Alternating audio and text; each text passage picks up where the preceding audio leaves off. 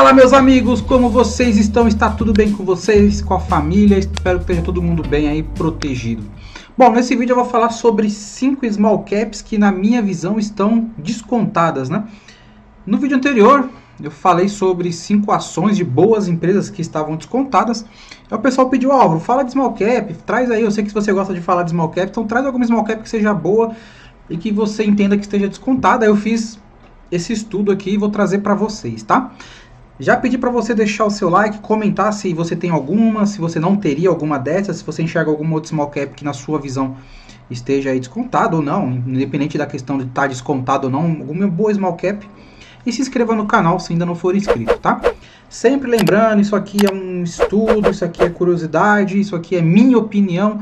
Não quer dizer que você tenha que comprar ou vender nenhuma dessas empresas, tá? Pelo amor de Deus. Eu gosto sempre de deixar frisar isso, porque às vezes eu até procuro evitar de trazer conteúdo desse tipo pro canal. Eu gosto mais de trazer conteúdo educativo. Não que isso aqui não seja, porque a gente vai mostrar algumas telas aqui, conversar um pouco sobre o que cada empresa faz, olhar os números, e não deixa de ser uma análise fundamentalista. Então não é simplesmente chegar aqui e falar para vocês, olha, as 5 melhores small cap, e aí eu vou falando o que eu acho e, tipo, não mostro qual que é o embasamento por trás dessa minha lógica, né?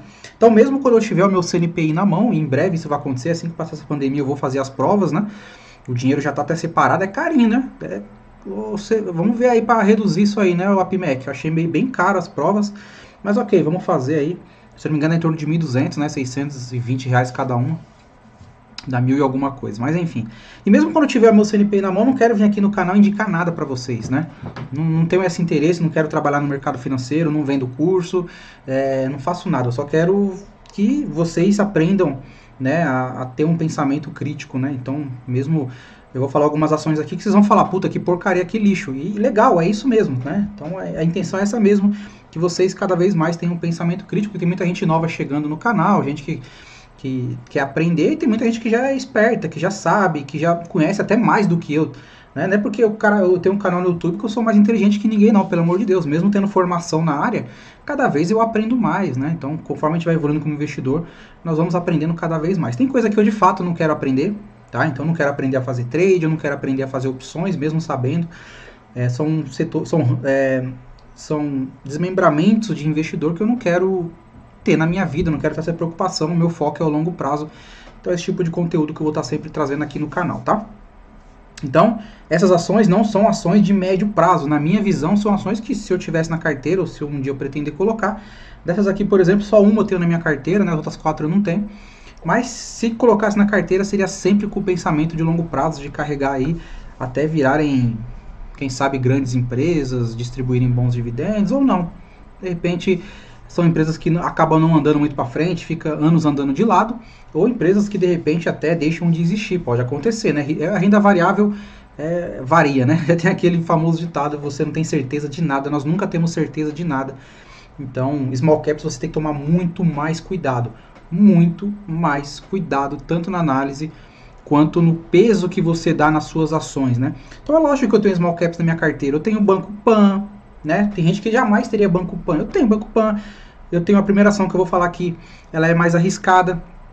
Eu tenho, só que assim, o meu controle de risco é muito bem feito. Eu tenho um pouquinho nessas ações, né? Eu coloco ali 1%, 2% no máximo, para quê? Para me forçar a acompanhar o ativo. Conforme a empresa vai apresentando resultados, por exemplo, o próprio Banco Pan vem apresentando resultados, aí eu vou alocando mais capital nele, conforme eu vou ganhando mais confiança nessa empresa, né? Então é diferente o peso que eu dou, por exemplo, para um Banco Pan e que eu dou para um Itaú. Nem se compara. O Itaú está lá em cima, o Banco Pan está aqui. Por quê? Retorno histórico do Itaú me mostra a solidez da empresa. Então, só um exemplo, né, entre empresas pares aí do mesmo setor, para você entender como que é a minha forma de balancear a carteira, o meu raciocínio, tá? Bom, vamos lá falar sem mais delongas das 5 small caps que, na minha opinião, estão aí com valor descontado. E lembrando que o mercado não dá nada de graça para ninguém. E elas não estão descontadas à toa, tá? Vamos usar aqui o site Fundamentos e o site do Fundamentei como complementos, tá? Porque um tem múltiplos e o outro tem o formato financeiro que eu gosto particularmente de acompanhar bem.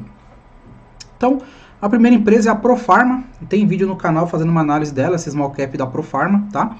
Não é uma empresa com histórico muito bom, na verdade o histórico dela é horrível, tá? Mas quando eu analisei, eu identifiquei que nos próximos trimestres ela ia começar a apresentar lucro e de fato isso vem acontecendo, tá? Então eu não errei na minha análise. Então eu tive aqui um PL de 24 alto, mas é porque o lucro dela ainda é baixo, mas o PVP dela, o valor patrimonial 0,52, né? Então dá para considerar aí sim que ela está bem desvalorizada. É uma empresa que já tem 14 anos de bolsa aí, e eu gosto dela no sentido do business dela, né? O que ela tem? Ela trabalha tanto com a distribuição de medicamentos, quanto ela tem várias farmácias aí, né? Principalmente na região centro-oeste. Tá? Então a gente coloca uma das empresas mais diversificadas no setor de saúde, unidade de distribuição, especialidades em varejo, e aí ela está entrando pesado nesse ramo de varejo com as farmácias, né? E aí sim, agora finalmente ela vem começando a apresentar. Olha como o histórico dela é bem ruim, né? 2014 a 2018, mas 2019 e 2020 já vem apresentando resultado finalmente, né? Uma empresa bastante alavancada, né? Até para poder ganhar escala e abrindo mais farmácias aí, né? Então ela começa, de fato, a se alavancar mais e é natural que isso venha acontecer. Vamos olhar aqui um pouquinho no site de RI dela, só para mostrar qual que é as marcas de farmácias que ela tem. Principalmente na região do centro-oeste.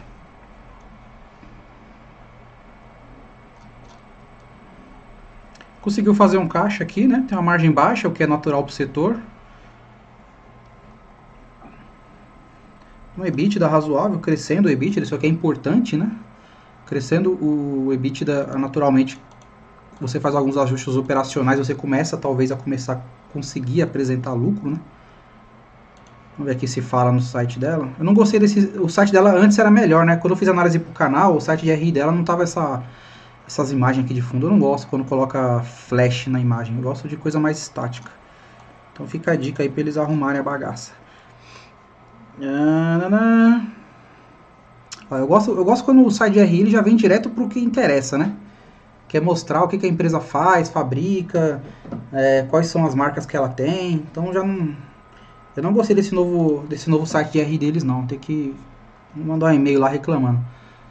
E você pode fazer isso, você é acionista, você manda um e-mail lá, reclama e fala, não gostei, tá uma porcaria. Quem sabe eles voltam atrás como era antes, né? Bom, então basicamente, além do centro de distribuição dela, ela é dona dessas farmácias aqui, Drogaria Rosário, Tamoio, né, Farmalive e a Drogas Mil. Tá? Drogas Mil, então, um pouquinho do destaque do primeiro trimestre dela. Né? Então ela tem o grupo Profarma, aí tem a distribuição e o varejo, que aí são, né?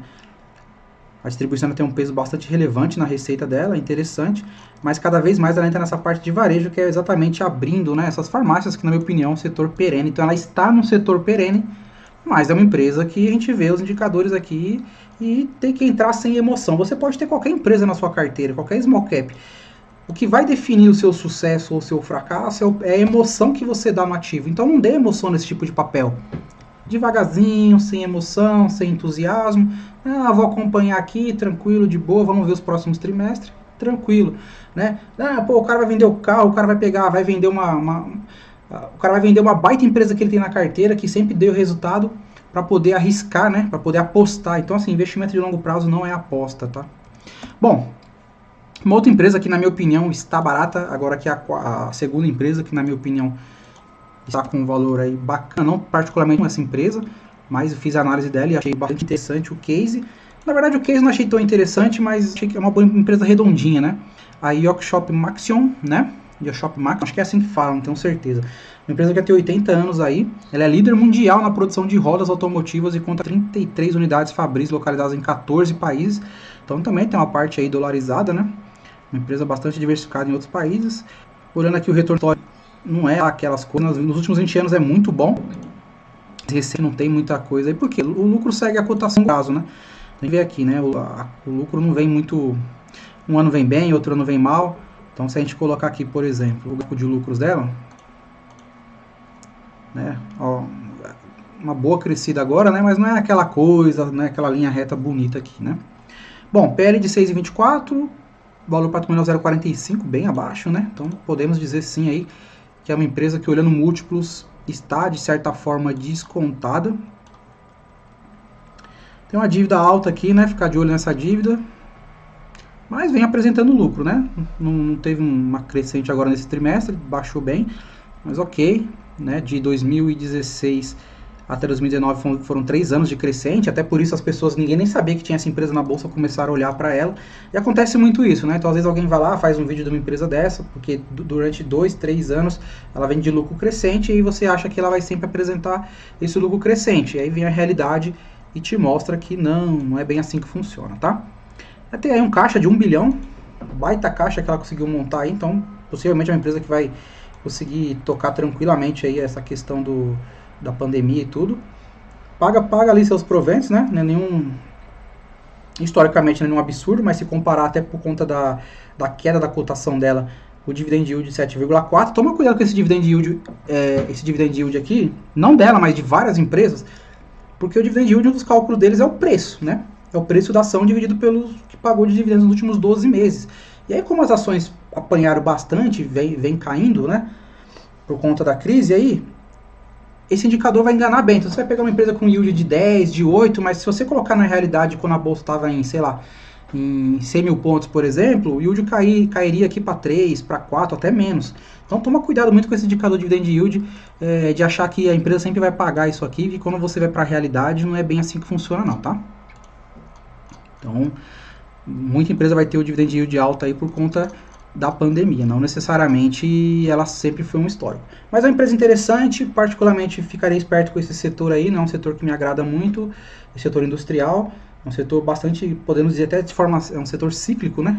Para mim todo setor industrial é cíclico, mas é uma empresa com uma boa governança, não achei nada ruim relacionado a ela, meio reloginho, funciona ali e tal, então uma boa small cap para ficar de olho, né? Mas sem muita empolgação.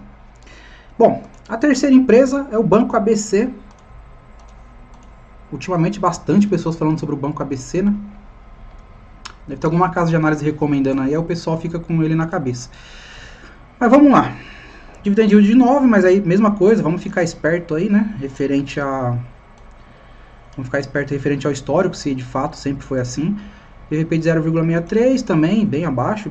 Podemos dizer que é uma ação de certa forma está descontada. E é um banco aí especializado na concessão de créditos e serviços para empresas de médio e grande porte. O que eu acho estranho, né? Assim, é um banco, se não me engano, é da Líbia, é o dono dele, né? A gente olhar que o retorno histórico não é lá essas coisas. Se a gente olhar o lucro aqui dela, mais ou menos também, né? Não é um absurdo. Então, mas aí quando você pega alguns anos, ó, por exemplo, 2017, 2018 foi menor que 2017. 2019 é muito bom, e aí quando vem um ano muito bom assim, o pessoal se empolga, né, acha que vai ser sempre dessa forma, paga lá seus proventos, então o pessoal acaba se empolgando um pouco. Curva de lucros até, de certa forma, satisfatória, né, PDD bem desequilibrado, né, mas ok, né, índice de Basileia ali dentro da média, então não tem muito o que... É um bom banco, bons indicadores, eu analisaria muito bem a questão da governança, né? Até porque o majoritário aí não é brasileiro, né? Então qual é o interesse dos caras no Brasil? Sei lá, ficaria esperto um pouco com isso. Achei a remuneração dos administradores muito alta, é natural dos bancos, né? Mas como os administradores aí basicamente são os árabes lá, então, sei lá, eu ficaria meio esperto, mas é um banco redondinho, aparentemente não tem muito o que falar relacionado a indicadores, vem apresentando bons números. Então é uma boa small cap aí, opção no setor bancário. Eu costumo dizer que se você pode ter o primeiro e o segundo melhor banco no Brasil, por que você teria o terceiro, o quarto melhor, teria bancos médios aí, né? Mas eu seria hipócrita de falar isso, até porque eu tenho o Banco Pan, então, bom, por mais que seja também o Banco Pan, eu tenho mais pela questão do digital e de ser cliente, gostar de ser cliente deles, mas seria até um pouco de hipocrisia minha falar disso, né? Que você não deveria ter um banco médio, por exemplo. Tem muita gente que tem Banrisul e gosta e etc, né? Então, na minha opinião, sim, é o banco que está descontado, um banco médio. Dos médios, para mim, olhando números, indicadores, é o melhor banco desses bancos médios aí, sem dúvida, tá? Então, Banco ABC aí. E a quarta empresa que, na minha opinião, a próxima small cap que eu acho que está com um valor bacana aí, é a Vulcabras. PVP de 0,83, PL de 6, valor de mercado menor que 1 bilhão, né? Dona das marcas Olímpicos, OLK, Botas Vulcabras, Azalea, Dian, Opanca, e também ela pode comercializar a Under Armour, né? Então é bastante interessante. Também tem vídeo no canal onde eu entro em mais detalhes da Vulcabras. Na verdade é uns vídeos bem antigos, né? Foi uma das primeiras small cap que eu analisei aqui pro canal. Pedro Bartelli, CEO. Retorno histórico não é muito satisfatório, tá? Uma empresa que já passou aí por bastante dificuldade. Lucro cotação meio estranho aqui o gráfico dela, né? Lucro líquido de 2016 para cá vem apresentando resultados, mas comparado a 2017 caiu bem, né? Então foi uma empresa que passou aí 2011 a 2015 bastante dificuldade. Olha essa dívida aqui, né? Como era altíssima e agora está dívida zerada. Então isso é bom. Eu acho que sim, é uma empresa que fez o processo de turnaround com sucesso. Agora veio essa questão aí da pandemia, ela vai sofrer muito, assim como outras empresas do tipo dela, né? Mas é um case de turnaround bem sucedido. Se vai continuar se mantendo, essa curva de lucro muito estranha, né? Muito estranha. Vamos olhar o EBITDA daqui só para também segue igualzinho, né? Muito complicado. Ó, a curva de receita. Então, assim, é complicado. Mas é uma small cap, tem bons produtos. O fato dela poder vender a Under Armour me interessou, particularmente acho bem legal. Não tenho na carteira Vulcabras. Ainda acho a Grendene um pouco melhor que ela nesse sentido. Tem mais indicadores, tem mais retorno histórico, né? Mas produto por produto, eu acho que os produtos da Vulcabras são melhores, tá? Então, Olímpicos, Under Armour, a mulherada gosta aí da Azaleia. Particularmente acho melhor, então. Mas é aquilo, né? Ficar esperto aqui com os indicadores que não são lá essa maravilha, né? Até possui uma boa margem para quem fabrica, né? Um ROI satisfatório aqui, um caixa bem pequeno, não gostei muito desse caixa aqui não. Mas, por outro lado, dívida bem tranquila, quase não tem dívida. Então, ok, fluxo de caixa operacional ok também. Fluxo de caixa CAPEX também ok, né? Fluxo de caixa livre para o CAPEX também ok. Então, bons indicadores, melhorando indicadores, vai sofrer um pouco, então é a mesma coisa das outras que eu já falei. Sem emoção, vai de boa, vai devagarinho, né? Que aí pode ser que no final dê tudo certo. Aqui o retorno dela dos últimos 12 meses, negativo, né? Então também é outra empresa que apanhou bem a cotação dela, né? 3,69, nossa senhora. Eu lembro quando eu fiz o vídeo dela, acho que ela estava em 9. Eu acho que ela estava aqui, ó, em R$9. Olha como apanhou. Caiu muito, né? Mas enfim. E a última empresa que eu gostaria de falar aqui, outro small cap que na minha opinião um valor bacana, é a Log, né?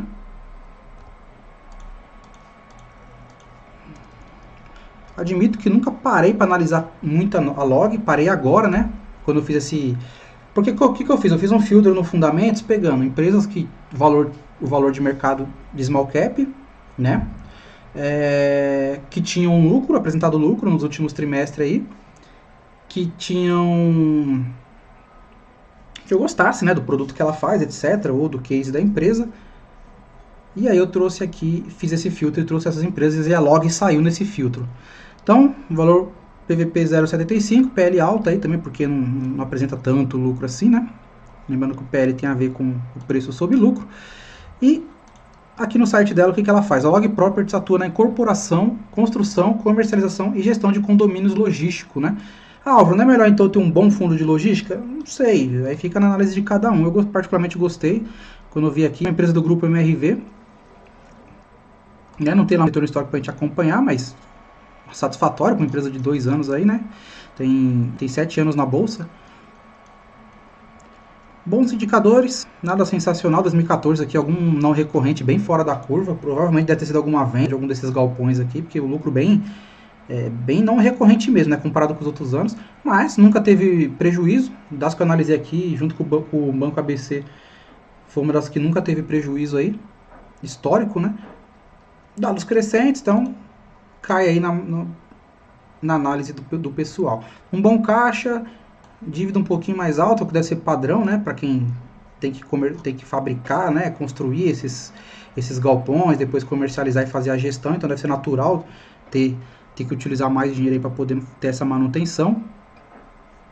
Receita crescendo, EBITDA crescendo, EBIT, então, ok, bons indicadores, nada excepcional. Uma boa small cap é para ficar de olho. Aqui foi o não recorrente de 2014, né? Bem fora da curva mesmo. Mas a gente vê, né? Não anda muito, não apresenta muito resultado a nível de lucro.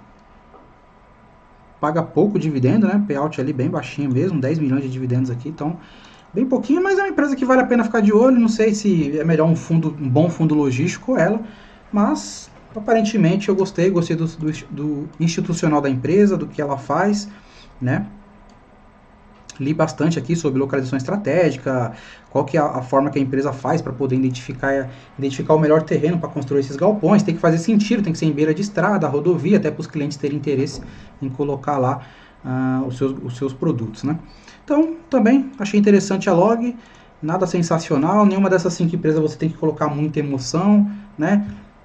Assim como todo small cap, vai devagarzinho, vai de boa, vai acompanhando, né? Tenha consciência se a empresa realmente tem potencial e vai de boa, conforme eu já falei aqui várias vezes, né? Small cap você tem que ir mais devagar, vai acompanhando, e depois, se você vê que a empresa vem apresentando resultado, aí sim você vai alocando mais capital. É basicamente o que eu faço com algumas que eu tenho, Fleury, Banco Pan, a própria Profarma, que eu já falei no vídeo aqui. Vai apresentando resultado, aí eu vou alocando um pouco mais, eu continuo acompanhando. Então, eu não acompanho uma small cap da mesma forma que eu acompanho uma empresa mais sólida, né? Eu não fico perdendo tempo acompanhando muito a VEG, por exemplo, né, a BB Seguridade, porque são empresas mais sólidas, que eu já sei que a gestão ali está fazendo um bom serviço, então olho uma vez por ano. Small cap não, já olho com um pouco mais de atenção, já vou acompanhando cada trimestre, não fico na neurose, o trimestre veio ruim, eu vou me livrar da ação. Não, não é isso. Não é isso. É simplesmente ver se aquela análise que você fez anterior, ela vem fazendo sentido, a empresa vem entregando resultado. Então, por exemplo, Profarma no meu caso e Banco Pan são 12 small caps que sim, na minha análise elas estavam ruins ainda, mas eu vi uma perspectiva de melhora e isso vem se concretizando, o que mostra que a minha análise foi bem feita, né? Então é basicamente isso que você tem que fazer, tá bom? Então comenta aí, já deixa seu like, comenta. Gostou das 5 small caps que eu trouxe? Não gostou? Achou uma porcaria? Tem alguma? Qual outra você acha que deveria estar aqui no vídeo e não está, tá bom? Fico por aqui, um forte abraço e até breve.